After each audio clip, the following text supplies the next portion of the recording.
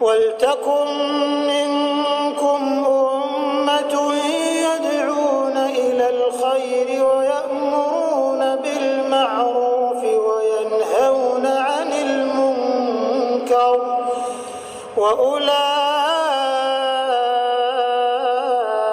هُمُ الْمُفْلِحُونَ. Allah Azza wa Jalla saking sayangnya sama hamba-hambanya, sampai-sampai pernah ada seorang, dalam hadis Bukhari dijelaskan, pernah ada seorang ibu lagi nyusuin di pinggir jalan di Madinah. Lalu Nabi SAW lewat bersama sahabat dan berkata, siapa di antara kalian yang bisa merampas bayi itu dari ibunya? Kata para sahabat, tidak ada ya Rasulullah. Pastilah ibu itu akan marah, gitu kan. Kata Nabi SAW, demi zat yang ubun-ubunku dalam genggamannya, maksudnya demi Allah, Tuhan kalian Allah lebih sayang kepada kalian daripada ibu itu kepada anaknya. Sebelum seorang hamba melakukan dosa, seseorang kita berbuat dosa, selalu sinyal Allah datang. Dimulai dengan rasa takut, rasa khawatir, kemudian nanti kalau dia tetap lakukan dosa itu, tetap mau berzina, Allah buat dia kepergok misalnya, atau ada pasangannya telepon dia, ada peringatan-peringatan gitu kan. Tetap dia ngotot, nanti ketangkap, kegerebek sama polisi.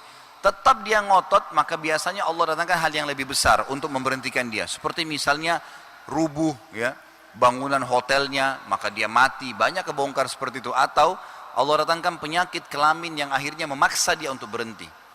Kata ulama, orang-orang yang kena cobaan berat seperti ini pun dalam kemaksiatan, kena penyakit kelamin, kena berzina, atau karena merampok, kemudian digebukin oleh masyarakat, sampai dia mati pun bentuk kasih sayangnya Allah. Kok bisa? Loh iya, karena Allah sudah berikan sinyal untuk dia berhenti tadi. Diingatkan sebelum mencuri, sebelum zina ada rasa takut, rasa khawatir, nggak berani melangkah, gitu kan? Nggak berani melangkah. Kemudian ada kepergok, ditelepon temannya atau pasangannya, ketangkap sekali, digebukin, masih belum kapok. Akhirnya sekalian Allah buat hal yang lebih besar. Karena Allah tahu kalau orang ini nggak kepergok, ya, mencuri, nggak kepergok, berzina, nggak dipermalukan, maka pasti dia akan terus dalam dosanya dan hukumannya nanti di kuburan dan di akhirat lebih berat. Maka Allah buat dia kepergok, berhenti sampai situ, sehingga dia tidak berat hukumannya hari kiamat dan ada kesempatan dia untuk taubat.